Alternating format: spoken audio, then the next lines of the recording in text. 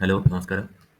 നമ്മൾ ഇന്ന് ചെയ്യുന്നത് നവംബർ ബേസ് ക്യാമ്പിലെ അവസാനത്തെ ലാബാണ്. ഇതോടുകൂടി ബേസ് ക്യാമ്പ് ലാബ് കഴിയും. GSP Pro16 networking one open. അതിൽ തന്നെ സ്റ്റാർട്ട് ലാബ് കൊടുക്കുക, ഓപ്പൺ നോക്കിയിട്ട് വിൻഡോയിൽ തുറക്കുക, സ്ഥിരം ചെയ്യുന്ന പോലെ തന്നെ.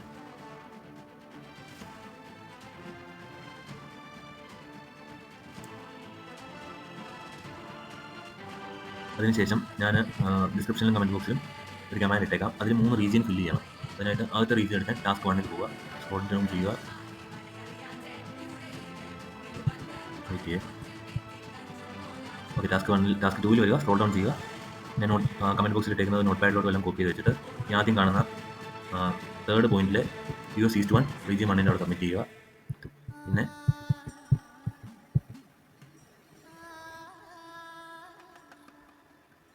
റീജിയൻ 1 അവിടെ കൊടുക്കുക. അതിനുശേഷം 2 റീജിയൻസ് പിന്നെയും വരും. അത് US സെൻട്രൽ 1, നിങ്ങൾക്ക് ഏതാണോ അതിനനുസരിച്ച് വീഡിയോ കാണുന്ന പോലെ റീജിയൻ 1, 2, 3 ആയിട്ട് നൽകുക.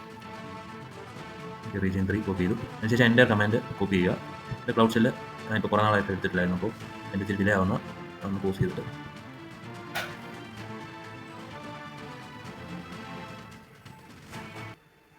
അപ്പോൾ അത് ആക്ടിവേറ്റ് ആയി.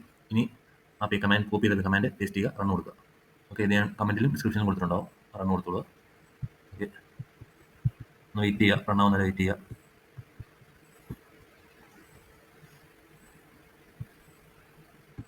കസ്റ്റമർ നെറ്റ്വർക്ക് ക്രിയേറ്റ് ആയിട്ടുണ്ട്. ചെക്ക് മൈ പ്രോഗ്രസ് നോക്കാം. ഓക്കെ, അവിടെ നമുക്ക് നോക്കാം. ആയിട്ടില്ല, അപ്പോൾ വെയിറ്റ് ചെയ്യുക.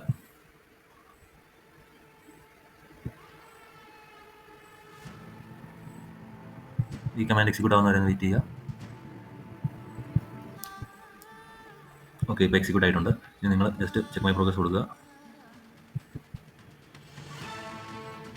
ഓക്കെ, നമ്മുടെ ലാബ് കഴിഞ്ഞിട്ടുണ്ട്. എല്ലാ ടാസ്കും കംപ്ലീറ്റ് ആയിട്ടുണ്ട്. ഒരു ടാസ്കുകളായിരുന്നു, അത് നമ്മൾ കംപ്ലീറ്റ് ചെയ്തു. ഓക്കെ, ലാബ് കൊടുക്കുക, എക്സിറ്റ് ചെയ്തോളുക.